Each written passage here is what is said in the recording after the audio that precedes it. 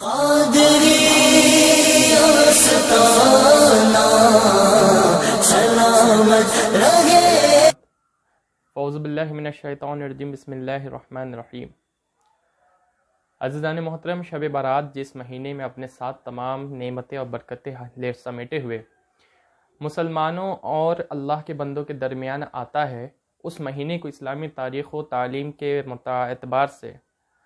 اسلامی تاریخ و تعلیم کے مطابق شعبان المعظم کا مہینہ کہا جاتا ہے۔ اور اس مہینے کے متعلق مجھے 2 ویڈیو بنانی ہے۔ یہ جو ویڈیو ہے یہ شب برات کے فضیلت و فضائل کے متعلق ہے، اور انشاءاللہ آنے والی جو ویڈیو ہوگی وہ شعبان کے اعمال کے متعلق ہوگی۔ اور یہ دونوں ویڈیوز جو ہیں یہ فیض رحمانی فاؤنڈیشن یوٹیوب چینل پر اپلوڈ ہوں گی، اور اس چینل کو ہینڈل کرتے ہیں مولانا فیض الحق قادری مصباح رحمانی، اور یہ اس چینل کے لیے بڑی محنت کر رہے ہیں۔ آپ سے گزارش ہے کہ آپ اس چینل کو ابھی سبسکرائب کر لیں اور ان کے کام اور ان کی محنت کی حوصلہ افزائی کریں۔ عزیزان محترم، اور جو بھی باتیں میرے اس بیان میں ہوں گی وہ تمام باتیں میں نے 3 کتابوں سے حاصل کی ہیں۔ پہلی کتاب ہے غنیۃ الطالبین، دوسری کتاب ہے نزہۃ المجالس، اور تیسری کتاب ہے حدائق الاخیار۔ اور انہی سے میں نے یہ نچوڑ حاصل کیا اور آپ کے سامنے پیش کر رہا ہوں، آپ قبول فرمائیں۔ کسی بھی انسان کو اگر کوئی بہترین نسبت حاصل ہو جائے یا کسی بھی چیز کو کسی کی اچھی نسبت حاصل ہو جائے تو اس بندے پر اس اچھی نسبت کا اثر ہوتا ہے، اس نسبت کی برکت حاصل ہوتی ہے۔ جس طرح کہ نبی کریم صلی اللہ تعالی وسلم کی نسبت جب ابو بکر کو حاصل ہوئی تو حضرت سیدنا ابو بکر صرف ابو بکر نہیں رہے، اس نسبت کی برکت سے سیدنا ابو بکر ابو صدیق اکبر ہو گئے۔ جس طرح نبی کریم صلی اللہ تعالی علیہ وآلہ وسلم کی نسبت مولا علی کو حاصل ہوئی تو مولا علی مشکل کشا علی المرتضی ہو گئے۔ عزیزان محترم، یہ اسی نسبت، یہ نبی کریم کی نسبت کی برکت تھی کہ صدیق اکبر اور مولا علی مشکل کشا علی المرتضی ہو گئے۔ اور یہ نسبت ہی ہوتی ہے جو کسی بندے کو کسی اعلیٰ درجے کا مقام عطا کرتی ہے۔ اسی طرح شعبان کی نسبت نبی کریم صلی اللہ تعالی علیہ وسلم سے اس طرح ہے کہ نبی کریم صلی اللہ تعالی علیہ وسلم نے شعبان کو اپنا مہینہ قرار دیا اور شعبان کو اپنی نسبت عطا کی، اور اس نسبت کی بنا پر شعبان کو اتنی فضیلت، اتنی برکت اور اتنی نعمتیں عطا ہوئیں کہ نبی کریم صلی اللہ تعالی علیہ وآلہ وسلم نے فرمایا کہ تمام مہینوں پر رمضان کی فضیلت اس طرح ہے جس طرح کہ تمام کلاموں پر قرآن کی فضیلت ہے، اور تمام مہینوں پر شعبان کی فضیلت اس طرح ہے جس طرح تمام انبیاء پر میری فضیلت ہے۔ عزیزان محترم، ایک اور حدیث ہے کہ نبی کریم صلی اللہ تعالی وسلم نے فرمایا کہ جب نبی کریم معراج پر روانہ ہوئے، اللہ کے حضور پیش ہوئے، تو نبی کریم صلی اللہ تعالی علیہ وآلہ وسلم نے اللہ کے حضور ایک سوال پیش کیا کہ میرے اللہ، تو نے موسیٰ کو صابان عطا کیا، سے عین بے الف نون، صابان عطا کیا۔ اللہ نے فرمایا میرے محبوب، میں نے موسیٰ کو صابان عطا کیا تھا، میں آپ کو شعبان عطا کر رہا ہوں۔ اور جب نبی کریم صلی اللہ تعالی وسلم نے شعبان کو اپنی نسبت عطا کی تو شعبان کے حصے میں جو نعمتیں، برکتیں اور عزتیں آئی وہ آج تمام دنیا، تمام علم والوں کے سامنے پیش ہے۔ عزیزان محترم، یہ شعبان کی فضیلت ہے، یہ شعبان کی عزت ہے کہ نبی کریم صلی اللہ تعالی وسلم نے شعبان کو اعلیٰ مقام درجہ عطا کر دیا اپنی نسبت عطا کر کے۔ غوث اعظم سیدنا شیخ محی الدین عبد القادر جیلانی رضی اللہ تعالی عنہ فرماتے ہیں غنیۃ الطالبین کتاب میں کہ شعبان 5 حروف سے بنا ہے، شین، عین، بے، الف، نون، اور یہ ایک ایک حرف جو ہے اپنے اندر علم اور راز کا ایک گہرا سمندر سمیٹے ہوئے ہے۔ غوث اعظم محبوب سبحانی سیدنا شیخ محی الدین عبد القادر جیلانی رضی اللہ تعالیٰ عنہ فرماتے ہیں کہ شعبان کے شین سے مراد شرف ہے یعنی بزرگی ہے، شعبان کے عین سے مراد علو ہے یعنی بلندی ہے، شعبان کے بے سے مراد بر ہے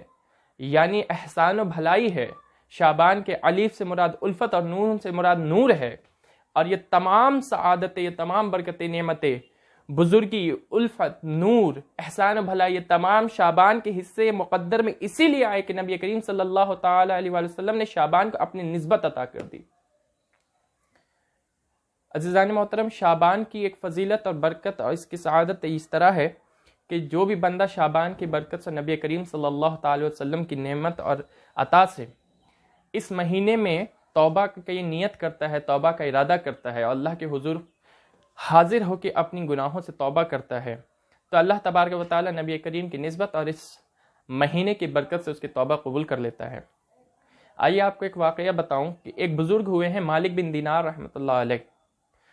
مالک بن دینار رحمۃ اللہ علیہ فرماتے ہیں کہ جب انہوں نے توبہ نہیں کیا تھا تو توبہ سے پہلے وہ شراب نوشی کیا کرتے تھے، اور ان کی ایک چھوٹی بچی تھی۔ جب مالک بن دینار شراب نوشی کیا کرتے تھے تو وہ بچی ان کا شراب اٹھا کر پھینک دیا کرتی تھی۔ پھر مالک بن دینار شراب نوشی بھی کرتے تھے تو بچی کا یہی معمول تھا کہ وہ شراب اٹھا کر پھینک دیا کرتی تھی۔ لیکن جب وہ بچی 2 سال کی ہوئی تو اس کا انتقال ہو گیا، جس کا غم، جس کا رنج مالک بن دینار کو بڑا ہوا۔ اسی طرح مالک بن دینار جب ایک روز خواب میں دیکھتے ہیں کہ ایک بڑا اژدہا، ایک بڑا سانپ مالک بن دینار کے پیچھے بھاگ رہا ہے، اب مالک بن دینار اسے جان بچانے کے لیے بھاگ رہے ہیں، تو بھاگتے بھاگتے مالک بن دینار کو ایک بزرگ بھیٹاتے ہیں جو بہت بوڑھے ہو چکے ہیں۔ مالک بن دینار اس بزرگ سے کہتے ہیں کہ میری مدد کرو، تو وہ بزرگ فرماتا ہے میں تمہاری کیا مدد کروں، میں تو بوڑھا ہو چکا ہوں۔ پھر جب وہاں سے وہ بولتے ہیں، بزرگ بولتے ہیں کہ تم آگے بڑھو، شاید تمہاری کوئی مدد ملے۔ تو مالک بن دینار بھاگتے بھاگتے جب آگے بڑھتے ہیں تو وہ جہنم کے دروازے تک پہنچتے ہیں، وہاں سے بھی انہیں وہی آواز آتی ہے کہ تم یہاں سے لوٹ جاؤ، تمہاری یہاں کوئی مدد نہیں۔ پھر مالک بن دینار جب وہاں سے بھی لوٹتے ہیں تو پھر راستے میں وہی بزرگ سے ملاقات ہوتی ہے۔ بزرگ فرماتے ہیں میں تمہاری کوئی مدد نہیں کر سکتا، میں تو بوڑھا ہو چکا ہوں، ایک کام کرو تم اس طرف چلے جاؤ، پہاڑوں کی طرف، شاید تمہیں کوئی مدد مل جائے۔ تو مالک بن دینار جب اس بزرگ سے ملاقات کر کے پھر وہاں سے آگے اس پہاڑ کی طرف بڑھتے ہیں تو انہیں ایک چاندی کے پہاڑ نظر آتا ہے جہاں سے آواز آتی ہے دروازے کھول دو، کہ شاید اس کی کوئی امانت اندر رکھی ہو جو اس کی مدد کرے۔ تو جب دروازہ کھلتا ہے تو مالک بن دینار اندر داخل ہوتے ہیں، دیکھتے کیا ہے کہ ان کی انتقال شدہ بیٹی جو بچی تھی وہ وہاں حاضر ہے، اور وہ اپنی بیٹی سے کہتے ہیں کہ کیا میری بیٹی، کیا تو قرآن جانتی ہے؟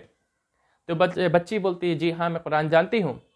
پھر وہ اپنے مسئلے کو پیش کرتے ہیں کہ یہ میں کیا ہو رہا ہے، میرے پیچھے سانپ کیوں بھاگ رہا ہے؟ تو وہ بچی فرماتی ہے کہ ابا حضور جو سانپ اژدہا آپ کے پیچھے دوڑ رہا ہے، جو بڑا اژدہا آپ کے جان کے لینے کے لیے بھاگ رہا ہے، وہ اژدہا آپ کے گناہ ہیں، اور جو بوڑھا بزرگ آپ کو ملا جو بوڑھا ہو چکا ہے وہ آپ کے اعمال ہیں۔ مالک بن دینار کو یہ احساس ہوتا ہے کہ ان کے اعمال بڑے بوڑھے، بڑے کمزور ہیں، اور جب مالک بن دینار خواب سے بیدار ہوتے ہیں تو وہ شعبان کا ہی مہینہ تھا جس میں انہوں نے نیت کی تھی کہ میں توبہ اختیار کرتا ہوں، اور انہوں نے اللہ کے حضور اپنی توبہ پیش کی، اور اللہ نے شعبان کی برکت سے ان کی توبہ قبول فرمائی۔ اور سچی توبہ کی برکت یہی ہوتی ہے کہ مالک بن دینار نہ رہے، جب انہیں نسبت حاصل ہو گئی تو وہ مالک بن دینار جو شراب نوشی کیا کرتے تھے، اور نبی کریم صلی اللہ تعالی وسلم کی نسبت اور اس مہینے کی برکت سے مالک بن دینار رحمۃ اللہ علیہ ہو گئے۔ عزیزان محترم، یہ شعبان کی برکت حاصل کریں اور کوشش کریں کہ آپ بھی اپنے گناہوں سے توبہ کریں، اس لیے کہ یہ توبہ ہی ہے جو بندے کی قلب کو، بندے کی حصول کو برکت عطا کرتی ہے۔ وآخر الدعوانا ان الحمد للہ رب العالمین۔